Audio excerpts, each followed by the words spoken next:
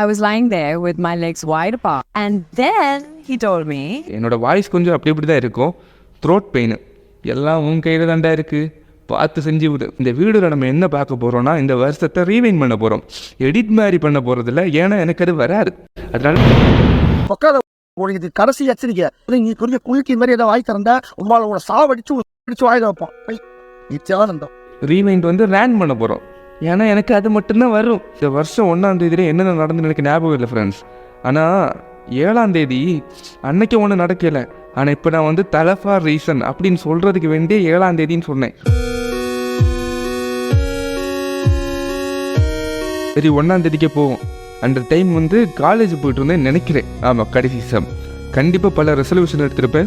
சொல்ல ஆசை தான், ஆனால் என்ன பண்ண படத்தில் ஒன்றுமே இல்லை. ஒரு புண்டையும் இல்லை. இன்ஸ்டாகிராம்லையும் யூடியூப்லேயும் வந்து கோர்ஸ் விற்கிற மாதிரி ஆகிட்டான். Trading course, film making course, யூடியூப்பில் ரீச் கிடைக்க கோர்ஸு, இன்ஸ்டாகிராமில் லைக்ஸ் கிடைக்க கோர்ஸு, எடிட்டிங் கோர்ஸு, பொத்தா கொம்மா எதுக்கு எடுத்தாலும் கோர்ஸு. விட்டு அவனுங்க சாப்பிட்றதுக்கும் தண்ணி குடிக்கிறதுக்கும் கோர்ஸ் நடத்துவானுங்க போல. பிளட்டி ராஸ்கல் கோர்ஸ் விற்கிறேன்னு சொல்லிட்டு ஸ்கேமா பண்ணுற. ஸ்கேம்னு சொன்னதே நீங்கள் தானடா ஞாபகம் வரீங்க. அப்புறம் பிளாக் ஷிப் பண்ணு, கார்டெல்லாம் செழிப்பாக இருக்கா. அப்புறம் இந்த மீம் கிரியேட்டர்ஸ் பாருங்க, அவனுங்களோட நிலைமை எங்களை விட பரிதாபமாக இருக்குது. கஷ்டப்பட்டு 10 ஸ்லைடு போட்டு அதில் ஒன்று எடுத்து ரீல்ஸாக போட்டு இவனாவது லைக்ஸ் வாங்கிட்டு போயிடுறான். இவனுங்க கூட பரவாயில்ல, இவனுங்க போடுற மீம் எல்லாத்தையும் டெவலப் பண்ணி மர்ச் பண்ணி யூடியூப்பில் போட்டு ஒருத்தர் வியூஸ் வாங்கிட்டு போகிறான். அப்புறம் வந்து மேட்ரிக்ஸ் குட்டி குஞ்சானுங்க அங்கே இங்கேயுமா ஓடிட்டு இருந்தானுங்க. விக்ரம் படம் ரிலீஸ் ஆன அப்புறம் கமல்னா யாருன்னு தெரியாதவங்க கூட ஆண்டவர் கண்ணிடான்னு சொல்லிட்டு சுற்றினான். அதையே வச்சு அடுத்தடுத்த படம் நடிச்சுட்டு போயிருக்கலாம். வாரம் போகிறவனா கமலை தூக்கி போட்டு அடிக்க ஆரம்பித்தான். மாணிக்க லாரன்ஸ் வீடுங்க. இன்னொரு சைடு வந்து இந்த வீகன்ஸ் வந்து அங்கேயும் இங்கேயுமா சுத்திட்டு இருந்தானுங்க. நம்ம எந்த மிருகத்தை சாப்பிட்றோமோ அந்த மிருகத்தோட பிஹேவியர் நமக்கு வரும். ஹாய், ஹலோ, வணக்கம். தீபாவளி வந்துட்டு இன்னைக்கு காலையில் இறச்சி வாங்குறதுக்கு வந்தாச்சு. எங்கே வந்திருக்கோம்னு பார்த்தீங்கன்னா பன்னி இறச்சி வாங்குறதுக்கு தான் வந்திருக்கோம். ஒருவேளை உடம்புல ஏதாவது கொசு கிடைச்சா அதை விரட்டி விடாம குடிராச்சலம் சொல்லிட்டு தடவி விடுவாங்க போல. சர்க்கரையில எறும்பு இருந்தா என்ன பண்ணுவாங்க, வீட்டில் பாம்பு அதை வந்தா என்ன பண்ணுவானுங்க. இப்படி எனக்கு பல சந்தேகங்கள் இருக்கு. அவனுங்க வந்து நெரிசல்ல பட்ட அடியை கூட மறந்துடுவானுங்கடா. அடுத்து ஒரு டியூட் போட்டிங்க பாத்தீங்களா, அதுதான்டா மறக்க மாட்டாருங்க.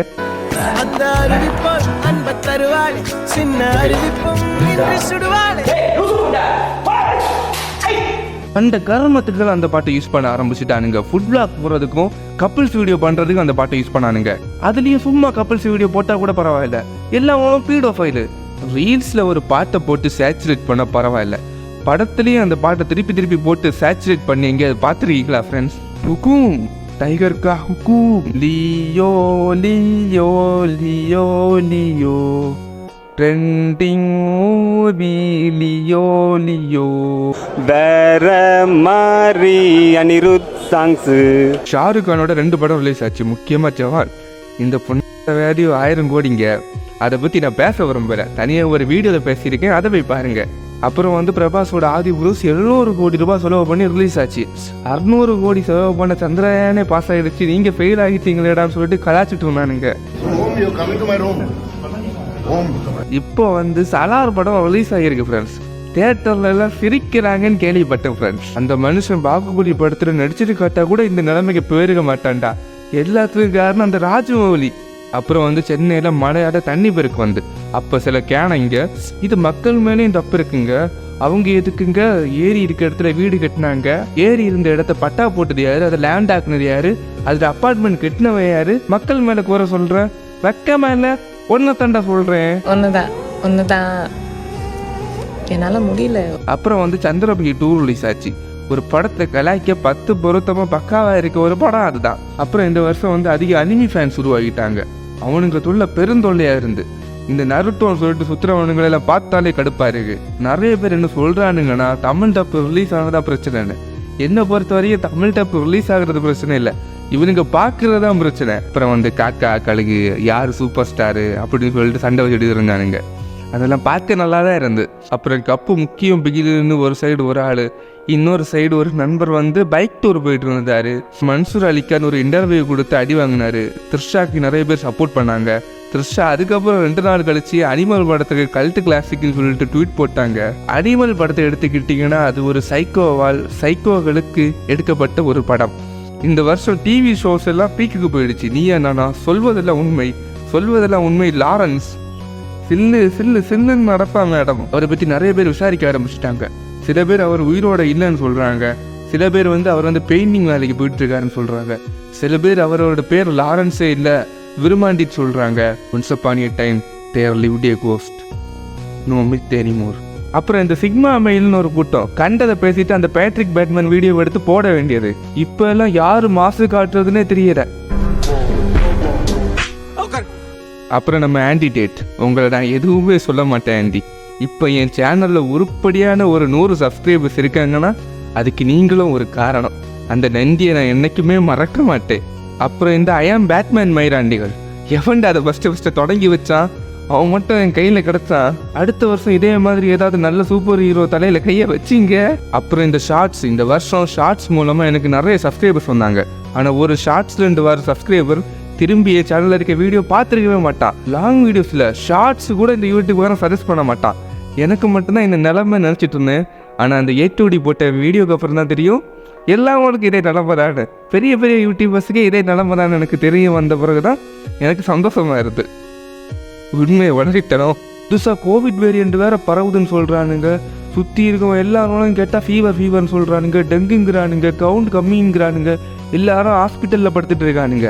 அதனால ஹெல்த்தை பார்த்துருங்க ஃப்ரெண்ட்ஸ். ஏன்னா நீங்கள் எனக்கு ரொம்ப முக்கியமாக வெயில் டைமில் வெளியில் அழிஞ்சிட்டு கோல்டு எதுவும் குடிக்காதீங்க.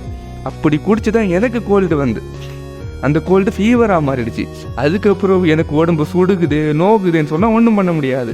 அப்புறம் இந்த பாசிட்டிவ் எனர்ஜி நெகட்டிவ் எனர்ஜின்னு சொல்லிட்டு ஒரு கூட்டம் சுற்றிட்டு தெரிஞ்சாருங்க. அதை வச்சே கருங்காலி மாலை பிஸ்னஸை பெருசாக்கிட்டாருங்க. அப்புறம் இந்த வருஷம் நான் அதிகமாக பார்த்த ஒரு ரீல்ஸ் என்னன்னா, ஒரு சின்ன குழந்தைய கூட இருப்பான்.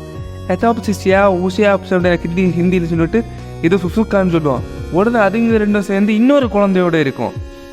இதை சொன்ன பிறகு தான் ஞாபகம் வருது, இந்த வருஷத்துல நடந்த இன்னொரு நல்ல விஷயம் என்னன்னா, இந்த இன்பா பையன் அரெஸ்ட் ஆகிட்டான்.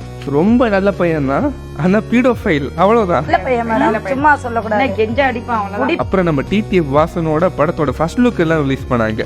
மஞ்சள் வீரனை பற்றி பேசும்போது அந்த டைரக்டரோட ஃபர்ஸ்ட் படத்தோட பாட்டு ஞாபகம் வருது.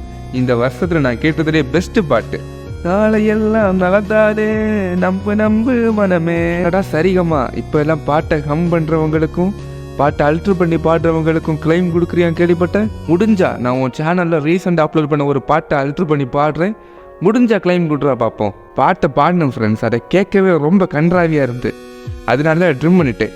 இந்த பாட்டு உங்களுக்கு பிடிச்சிருந்ததுன்னா நீங்கள் தாராளமாக காப்பிரைட் கிளைம் கொடுக்கலாம். இந்த வருஷத்தில் ரிலீஸ் ஆன 4 நல்ல படங்களை பற்றி பேசி முடிச்சிடலாம். முதல்ல குட் நைட், அதை நான் மறக்கவே மாட்டேன். அந்த படம் ரிலீஸ் ஆக முன்னாடி தான் பொன்னியின் செல்வன் 2 படம் ரிலீஸ் ஆகியிருந்து. அதை ஏற்கனவே நான் பார்த்துட்டேன். சரி, இந்த தேட்டரில் குட் நைட் ஓடுதுன்னு சொல்லிட்டு போயிட்டோம். ஃபேமிலியில் சில பேர் டிக்கெட் வாங்கிட்டாங்க. ஆனால் நான் பார்த்தது அதே பேரில் இருக்க வேறு டிஸ்ட்ரிக்டில் உள்ள ஒரு தேட்டருக்கு உள்ளே போய் பார்த்தா பொன்னியின் செல்வன் ஓடுது. அந்த பொன்னியின் செல்வன் படத்தில் ஐஸ்வர்யா ஒரு சீனில் ஆடு கதறுவாங்க இல்லை, அதே மாதிரி வேண்டாம் அந்த மாதிரி கதறிட்டு தான் உள்ளே போனேன். உள்ளே போய் குமுற Mark Antony extraction 2, Mission Impossible ஒரு பார்ட் ரிலீஸ் ஆச்சு. ஸ்பைடர்மேன் அக்ராஸ் த ஸ்பைடர்வர்ஸ் மலையாளத்தில் Kannur squad, good night, Dada, Irugapatru, Deiva Machan, அப்புறம் போர் தொழில், பரம்பொருள், விடுதலை, அநீதி, ஜான்விக் 4, இந்த ஃப்ளாஷு 2018, அப்புறம் கனடாவில் சைடு ஏன்னு ஒரு படம். அப்புறம் இந்த வருஷத்தில் எனக்கு ரொம்ப பிடிச்ச ஒரு படம் மாவீரன். அந்த படத்தை பார்த்துட்டு செலவுனுங்க இந்த படத்தை பார்க்குறதுக்கு டான் படமே பார்க்கலான்னு சொன்னானுங்க. அவனுங்க எல்லாத்தையும் இந்த வீடியோவை ரீவைண்ட் வீடியோன்னு சொல்லிட்டு அப்லோட் பண்ணேன்னா இவ்வளவு கேவலமாக ஏமாத்துதின்னு சொல்லிட்டு காரி துப்ப மாட்டானுங்க.